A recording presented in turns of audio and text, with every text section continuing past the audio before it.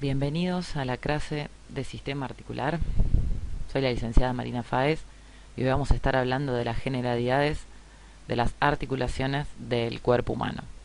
En primera instancia deberíamos decir que una articulación se la define como el lugar donde dos o más huesos se ponen en contacto. Sin embargo, esta definición nos queda bastante resumida, por lo cual vamos a tratar de desarrollar algunos aspectos sumamente importantes que tienen las articulaciones, que son las que en última instancia nos van a permitir el movimiento que es tan importante de conocer para el desarrollo de nuestra profesión. Las articulaciones, básicamente, y más allá de describirlas como el lugar donde dos o más huesos se ponen en contacto, son toda una estructura muy interesante de su estudio, dado que entender la estructura y las partes que la componen y cómo se diferencian esas estructuras dependiendo de la articulación, nos va a hablar de para qué están donde están y cuál es su funcionamiento.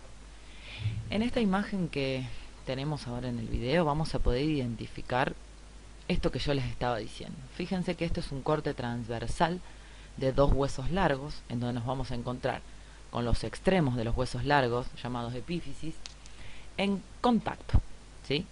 Como verán en este corte transversal, también podemos ver que las epífisis de los huesos largos, en este caso, poseen tejido esponjoso en su interior y una fina capa de tejido compacto en su exterior. Como este es un lugar donde los dos huesos se van a poner en contacto, vamos a necesitar de una serie de elementos, que vamos a llamar elementos articulares, que permitan el contacto entre estos dos huesos sin que el tejido óseo se vea perjudicado por eso. En esta imagen vamos a poder identificar varios de esos elementos articulares. Empecemos por el primero y uno de los más importantes, que son las superficies articulares. ¿Qué son las superficies articulares? Bien, la superficie articular es el contorno de la epífisis que se va a poner en contacto con el contorno de la otra epífisis. O sea, las superficies articulares es el lugar específico del hueso que se pone en contacto dentro de la articulación.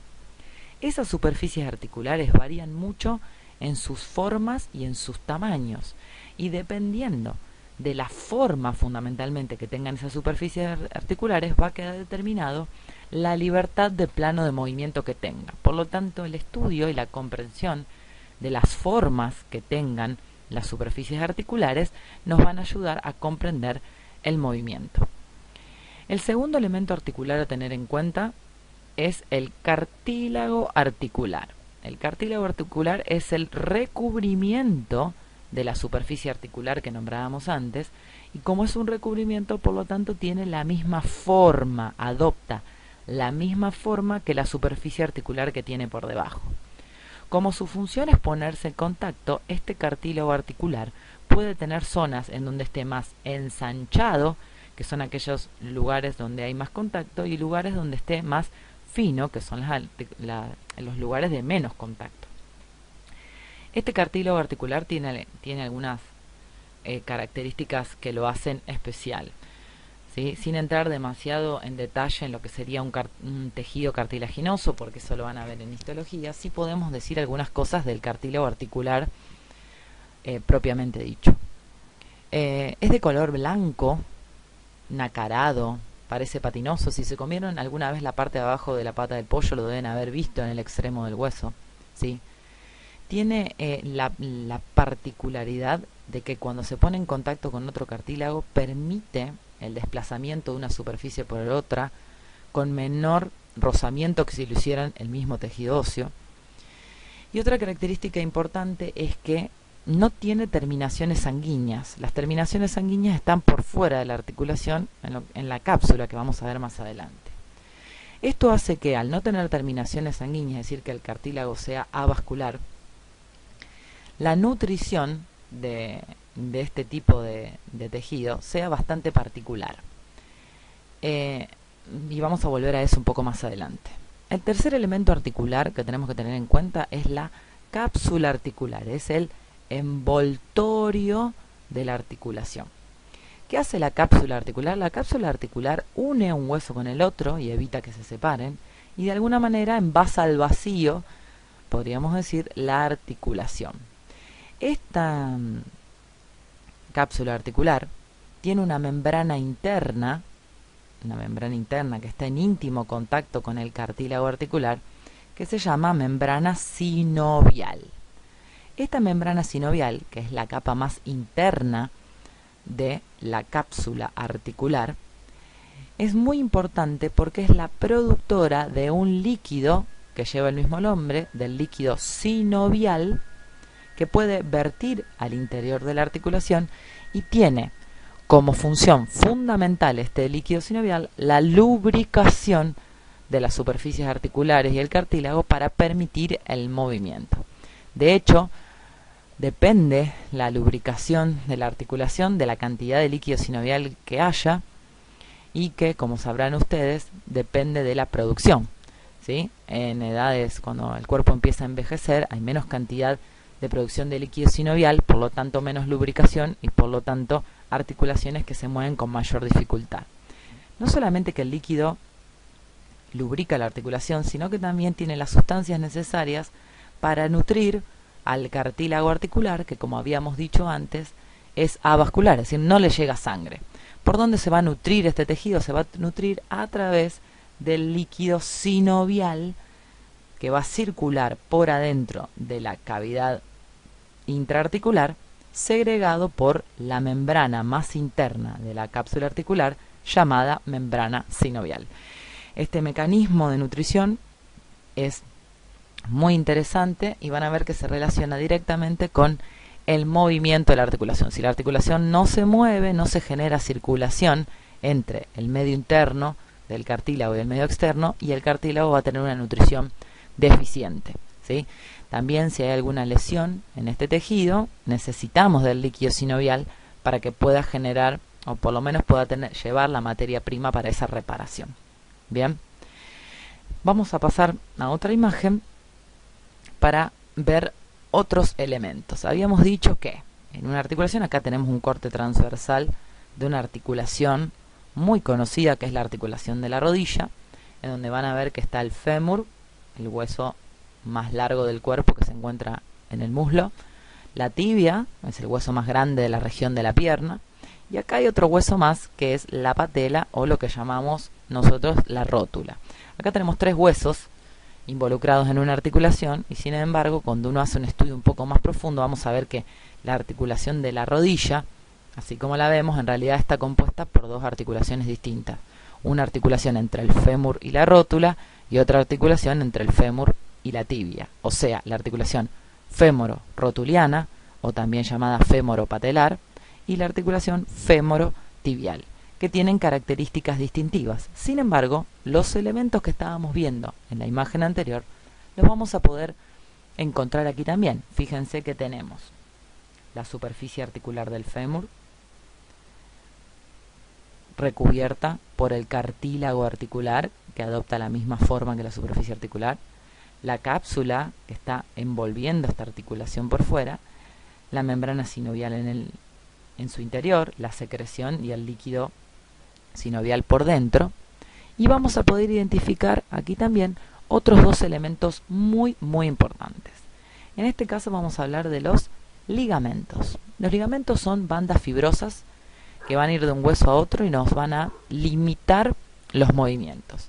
Tenemos dos tipos de ligamentos básicamente diferentes en ubicación, pero no en estructura. Los ligamentos que van por fuera de la cápsula articular, que son los ligamentos extracapsulares. En la rodilla podrían ser, por ejemplo, los ligamentos laterales, que limitan los movimientos del plano frontal. Y dentro de la cápsula nos encontramos con los ligamentos intracapsulares, que en el caso de la rodilla son los famosos ligamentos cruzados. En este caso van a limitar los movimientos del plano sagital. Los ligamentos tienen una particularidad, y es que si bien son fibrosos y limitan el movimiento, también hay que conocer muy bien la mecánica de cada una de las articulaciones para no someterlos a un estrés tal que rompa su propio tejido y obviamente genere una inestabilidad en la articulación que tendrían que estabilizar. Por eso es tan importante conocer los límites de las articulaciones para no forzar a todo el sistema ligamentoso. Bien, y otro elemento más que tienen las articulaciones, que no están en todas las articulaciones, pero sí en algunas de las más importantes que vamos a estudiar durante el año, son los fibrocartílagos o los que se llaman adaptadores articulares, que en el caso de la rodilla lo conocemos con el nombre de meniscos. El menisco, los meniscos en realidad, porque son dos por rodilla, lo que hacen es adaptar una superficie articular a la otra. Fíjense en este dibujo cómo el fémur termina de manera redondeada y la tibia termina de manera plana. En esta situación tenemos dos superficies articulares que no coinciden en su forma. Por más que esto sea convexo, esto no es cóncavo y por lo tanto no hay encaje. Como no hay encaje, vamos a necesitar un adaptador articular que asemeje la superficie articular de un hueso con la superficie articular del otro. En el caso de la rodilla, ese fibrocartílago, ese adaptador articular, se denomina meniscos. Hay otros ejemplos en el hombro, el rodete glenoideo, y en la cadera, el rodete cotiloideo, que también son especies de fibrocartílagos. Entonces, repasemos. Elementos articulares: superficie articular, cartílago articular que lo recubre, cápsula articular que cierra y envasa el vacío de la articulación con su membrana sinovial que segrega ¿qué cosa? El líquido sinovial, fundamental para la lubricación de la articulación y la nutrición del mismo cartílago. Ligamentos que unen y limitan el movimiento articular, que pueden estar afuera, los extracapsulares, o adentro, los intracapsulares de la articulación. Y los fibrocartílagos o adaptadores articulares, que en este caso se los denomina meniscos. Esos elementos articulares los tenemos que tener siempre en cuenta para poder entender el funcionamiento de las articulaciones. Otra cosa interesante como clase de introducción y que deberíamos tener en cuenta es cómo estas articulaciones se pueden clasificar. Bueno, básicamente se pueden clasificar por la cantidad de movimiento que tienen o por el tipo de unión que tienen. Empecemos con el movimiento. Esto es muy interesante porque nos va a ayudar a comprender por qué las articulaciones están en el lugar en el que están. ¿Sí? Bien. Por movimiento podemos clasificar las articulaciones en tres tipos diferentes: sinartrosis, anfiartrosis y diartrosis. ¿Sí? Sus nombres se los indican. Sinartrosis significa que son articulaciones sin movimiento, o sea, articulaciones inmóviles, donde el caso típico son las articulaciones fijas que se encuentran entre los huesos del cráneo. Bien. Las anfiartrosis quiere decir ¿qué cosa? Poco o escaso movimiento. Se las llaman articulaciones semimóviles y se encuentran en regiones que, si bien necesitan moverse, como la columna vertebral, al mismo tiempo tienen que cumplir funciones de sostén. Por lo tanto, sus movimientos son limitados y se suceden en circunstancias especiales. Y por otro lado, las diartrosis, esto quiere decir mucho movimiento, o lo que llamamos las articulaciones móviles, que son las de los miembros, ¿no? El hombro, el codo, la rodilla, el tobillo, se constituyen como articulaciones móviles o diartrosis. En las diartrosis son muy fáciles de identificar los elementos articulares que estábamos hablando en la diapositiva anterior. Acá es de nosotros, en las articulaciones, en las diartrosis, donde vamos a poder realmente definir, mirar y medir los movimientos de las articulaciones en los distintos planos.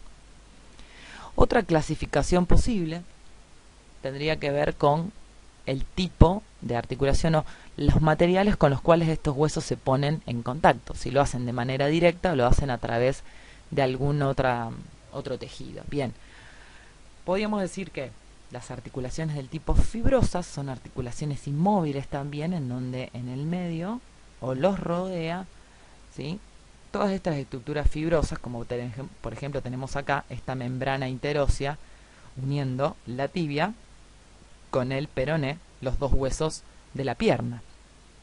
Esta unión que no permite el movimiento, piensen ustedes que esta parte de la pierna está soportando todo el peso del cuerpo y por lo tanto no puede ser una articulación que tenga movimiento.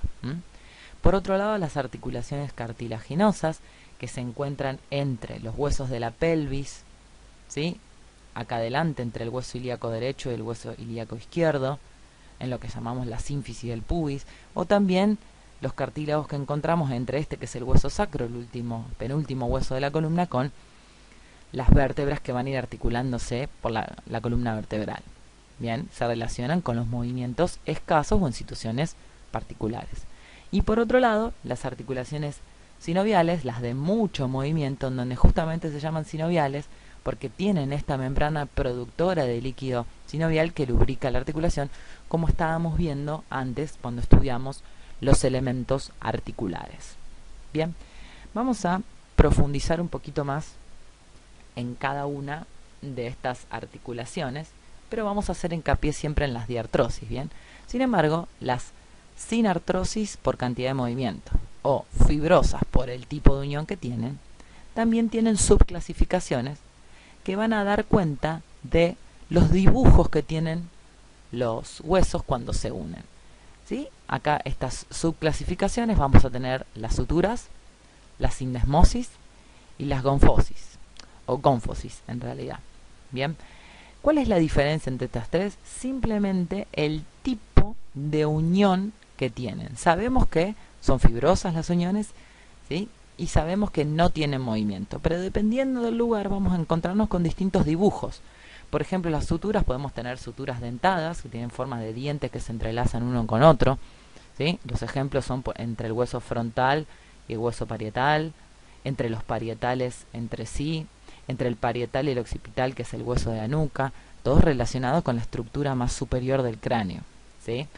Las suturas escamosas, que tienen justamente el nombre porque parecen escamas que se superponen entre sí. También tenemos un ejemplo entre el hueso parietal y el hueso temporal, ya en la parte más inferior del cráneo.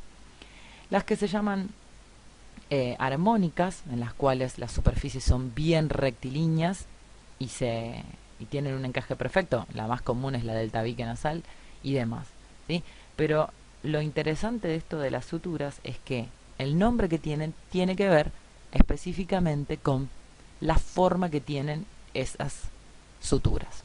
Las sindesmosis, ¿sí? Tienen siempre estas especies de telas de arañas o de fibras que mantienen a estos huesos juntos para que no se muevan, ¿sí? Mucho más evidente que las suturas, obviamente. Los típicos ejemplos son cómo se une el radio con el cúbito para no separarse y la tibia y el peroné.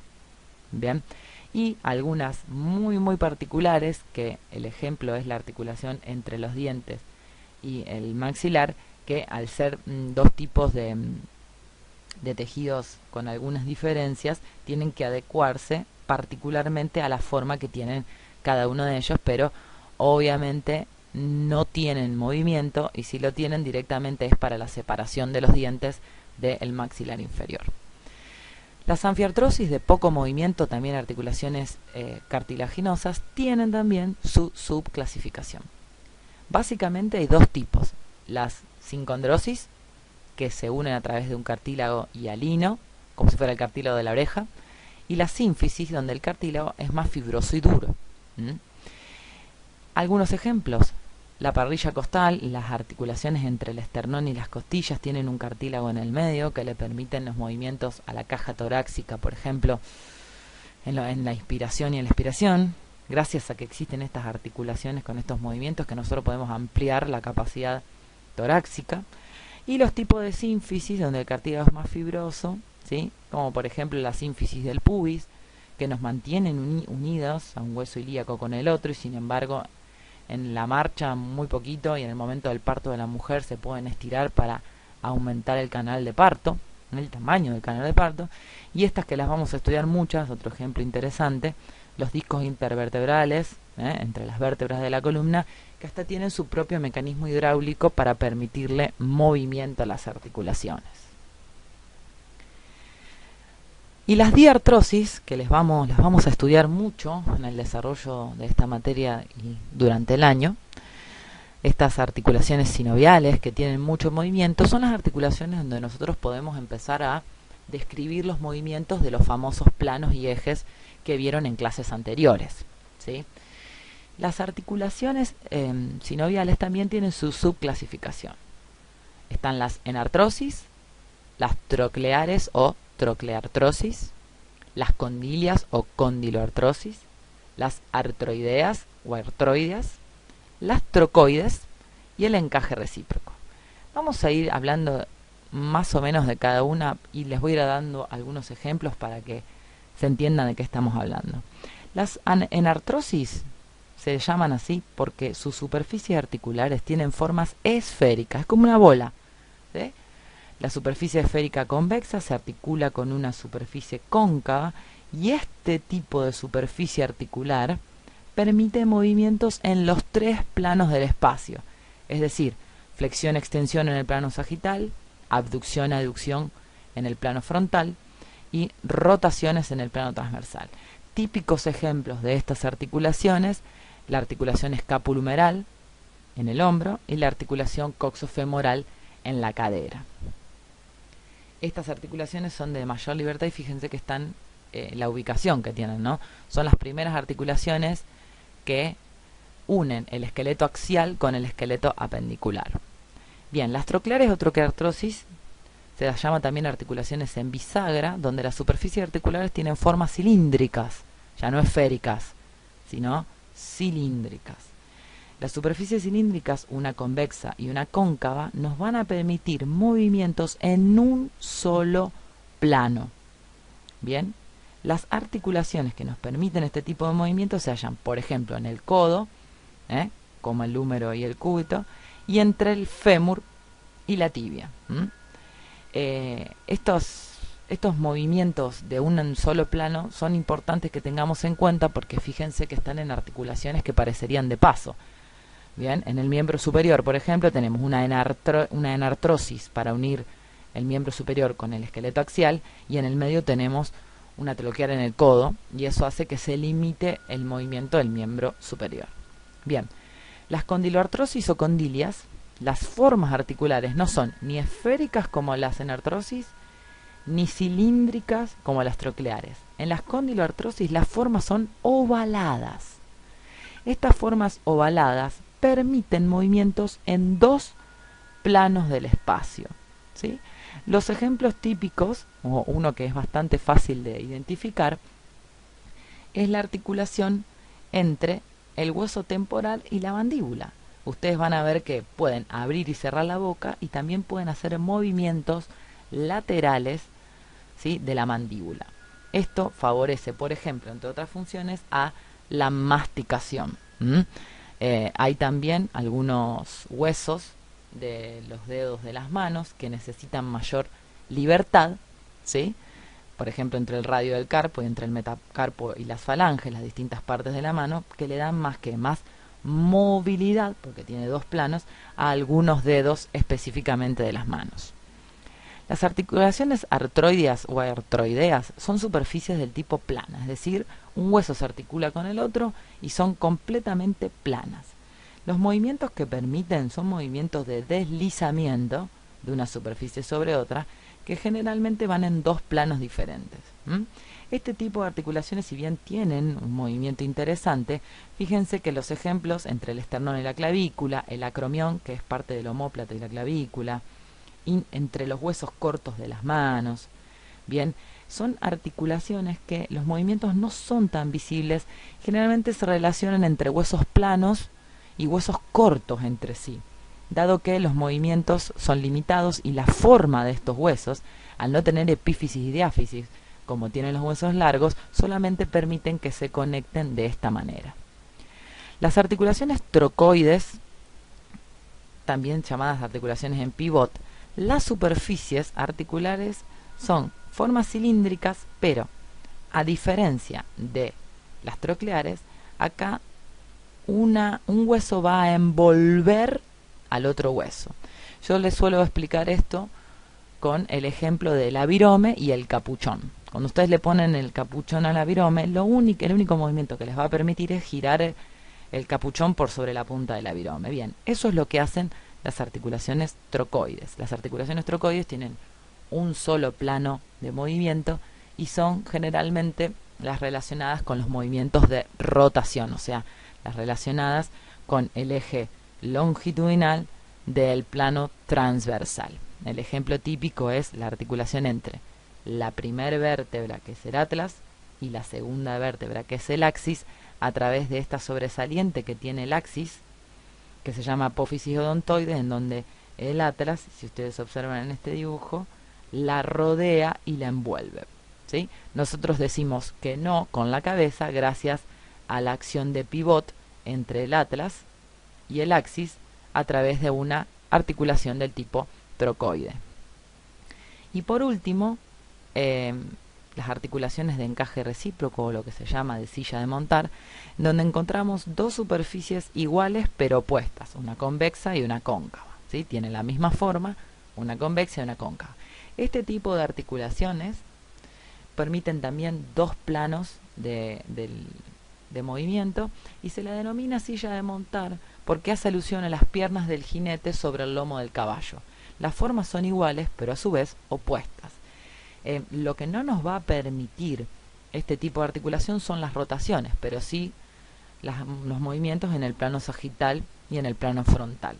Acá aparecen mucho también los ejemplos entre los huesos del carpo y del metacarpo, y en algunos dedos específicamente de las manos, que nos tienen que permitir movimientos que sean muy específicos. Y nada de esto es casualidad. Observen ustedes en esta imagen cómo los diferentes tipos de articulaciones se ubican estratégicamente en la estructura del esqueleto cuando tienen que unir huesos con diferentes características y cumplir diferentes funciones.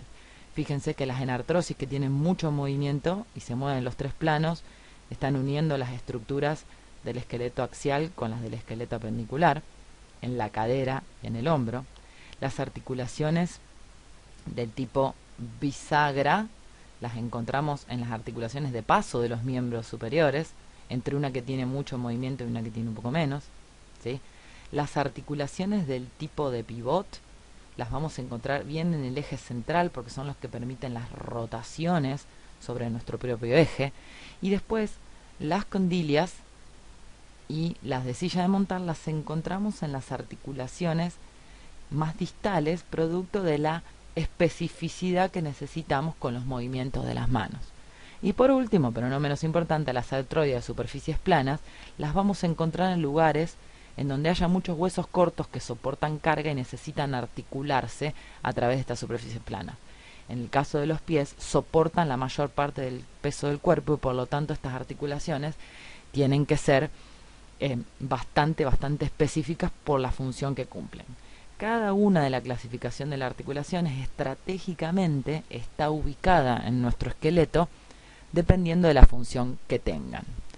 Eso es todo por la clase de generalidad de articulaciones. Espero que se haya entendido, y le doy el paso a Pilar para que les explique generalidades del sistema muscular. Hasta la próxima, y cualquier duda que tengan, no duden en preguntar y en volver a mirar el video.